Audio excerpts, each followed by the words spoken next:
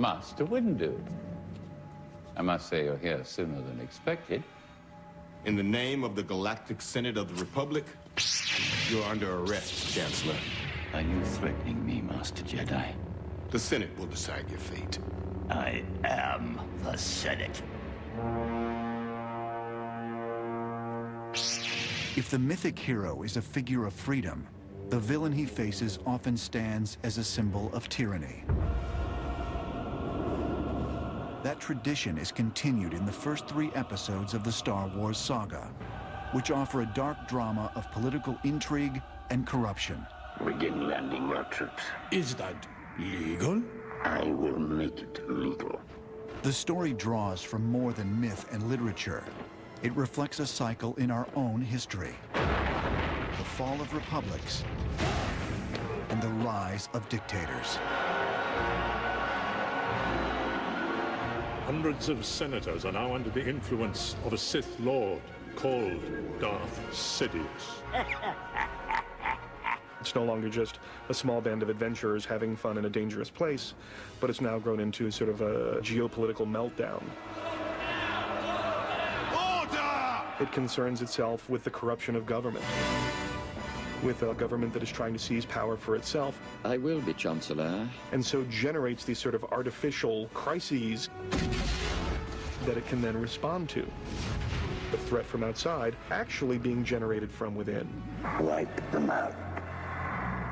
All of them. At the center of the story is the scheming Darth Sidious. Disguised as the kindly Senator Palpatine, he uses the Republic's fears of rebellion and war to gradually seize absolute power. We know what Lucas draws on a great deal, which is Germany in the 30s, which is the same animal.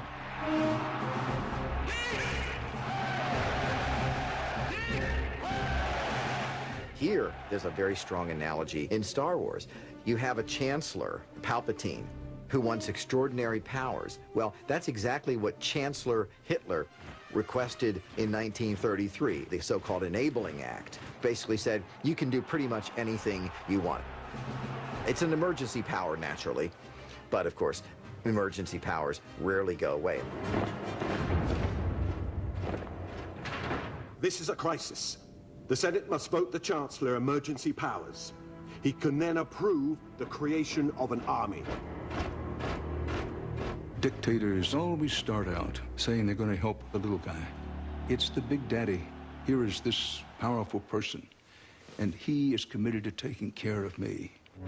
And these powerful men who represent repression, dictatorship, and evil do have a charisma about them, the charisma of power. Saddam Hussein had terrific, what the military calls, command presence. Walked tall, upright, tended to dominate any landscape he occupied. His message was, follow me, and I'll take care of you. One can see the attraction. Naboo's system has been invaded by the droid armies of the Trade. I object. There is no proof. You really do see this theme. That is, you see government becoming very, very messy, very, very corrupt. And this goes back to the Roman Empire. Free societies, republics, do not collapse from without until they've destroyed themselves within. The morality necessary to support a free society, of a republic, has to erode. And hand in hand in that, of course, in ancient Rome is the idea of corruption. The senators themselves growing more concerned with maintaining their own power, and the Senate sort of willing itself almost out of existence. The Senate is expected to vote more executive powers to the Chancellor today. Be careful of your friend, Palpatine. Lucas is showing us democracy is fragile. It can always be destroyed from within. As my first act with this new authority, I will create a grand army of the Republic to counter the increasing threats of the Separatists. Palpatine's playing both sides because he knows that war means the accumulation of power. And In a sense, that's what happened in ancient Rome. People like Julius Caesar raised armies that became private armies, and that was really what led to the decline of the Roman Republic. Star Wars further connects its galactic republic to ancient Rome with scenes like this one. In Episode 1, The Phantom Menace, the populace is distracted from the gathering storm of war by spectacles like this high-speed pod race, reminiscent of Roman chariot races. Later in the saga, as Palpatine consolidates his power, the citizens indulge in lurid rituals of sacrifice and slaughter. There is a reference to gladiatorial combat, such as one finds in ancient Rome. You have the idea that empires can turn to that kind of decadence.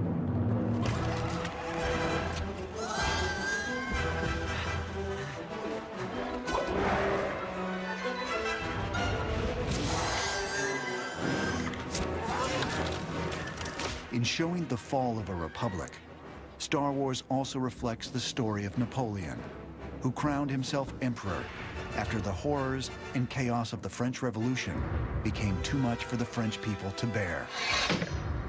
Even early American history offers an example of how a republic is vulnerable to the ambitions of the powerful. It's important to remember that Washington, after the American Revolution, is offered by his officers to replace the Continental Congress and establish a dictatorship. And he says to them, do you truly believe that I led the rebellion against George III in order to become George I? And I think he would find in Star Wars a great deal that he would have agreed with and a great deal that he would have understood. It's testimony to just how significant Star Wars is, that people see our own society, our own moment reflected in it. Anakin, my allegiance is to the Republic, to democracy! If you're not with me, then you're my enemy.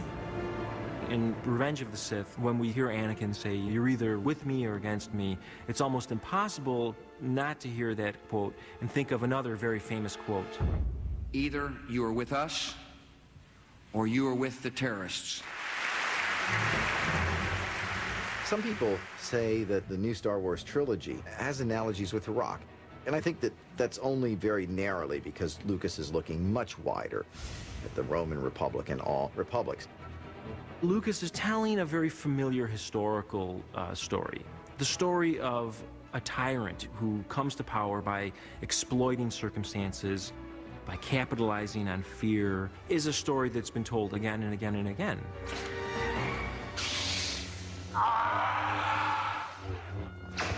In Revenge of the Sith, the hidden evil within Palpatine is made manifest during his battle to the death with Jedi Master Mace Windu.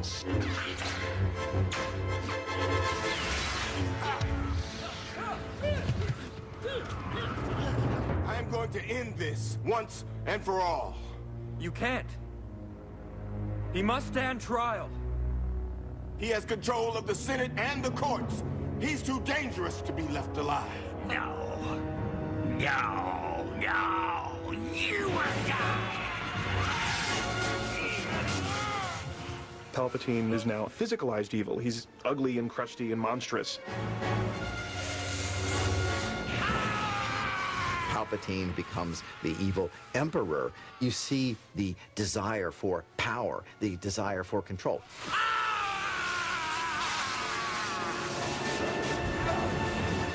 The cunning Palpatine even uses his physical deformity to win sympathy and support as he seizes total power. The attempt on my life has left me scarred and deformed. But I assure you, my resolve has never been stronger. Lucas correctly perceives that politics are cyclical, and that there is never a final solution to anything involving the construction of human societies, that they're in a continual process of construction and of self-destruction. when Palpatine takes over, it's the most chilling thing I'd seen, since the first movie. I mean, I had actual dread in that wonderful shot where they're coming down on him and everybody's cheering. In order to ensure the security and continuing stability, the Republic will be reorganized into the First Galactic Empire! There is a timeless moral that power corrupts and absolute power corrupts absolutely. We have to safeguard democracy. That threat is always there. So this is how liberty dies. With thunderous applause.